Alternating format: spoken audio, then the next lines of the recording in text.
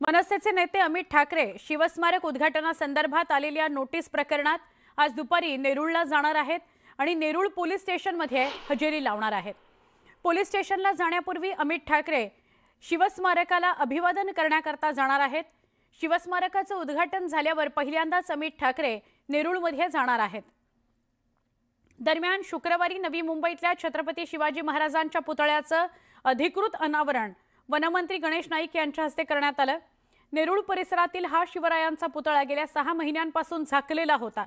मनसे नेते अमित ठाकरे यांनी रविवारी या पुतळ्याचं अनावरण केल्यानं वाद निर्माण झालेला होता। मागच्या रविवारी हा प्रकार घडला आणि त्यामुळे नवी मुंबई पोलिसांनी अमित ठाकरे यांच्यावर गुन्हाही दाखल केला। आता अमित ठाकरे नेरूळमध्ये स्वतः पोलीस स्थानकात जाणार आहेत आणि नोटीस स्वीकारणार आहेत। यावेळी हजारो मनसेचे कार्यकर्ते, मनसैनिक, पदाधिकारी हजर राहण्याची शक्यता आहे।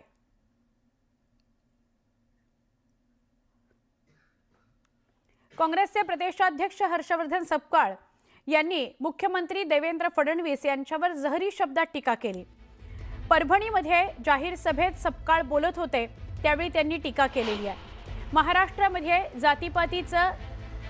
जातीपातींमध्ये भांडण लावणारा अक्का अशा शब्दात त्यांनी फडणवीसांवर टीका केली आहे।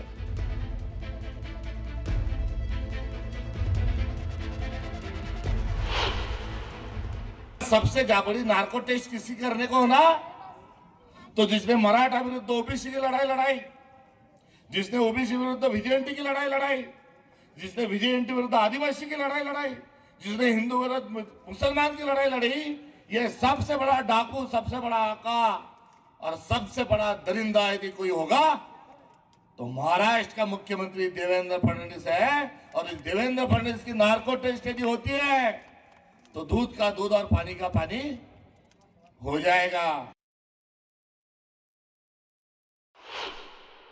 हे बावचळलेत काँग्रेसमध्ये ना त्यांची कोण दखल घेत की सर्वसामान्य जनता, आणि म्हणून 6 महिने प्रदेशाध्यक्ष होऊन त्यांना अजून कोण महाराष्ट्रात ओळखत नाही प्रदेशाध्यक्ष म्हणून, आणि त्याच्यामुळे ते बावचळलेत। त्यांचं मानसिक संतुलन बिघडलंय। त्यातनंच चर्चेत राहावं यासाठी देवेंद्रजींसारख्या नेत्यांवर अशा अश्लील भाषेत ते त्या ठिकाणी बोलतायत।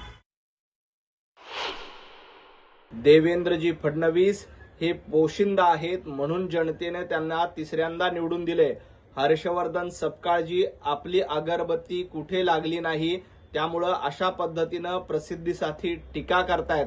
खरं तर अशा पद्धतीनं देवेंद्रजींवर टीका करणं म्हणजे हर्षवर्धन सपकाळ यांची वैचारिक दारिद्र्यता आहे, त्यांची ही दिवाळखोरी आहे।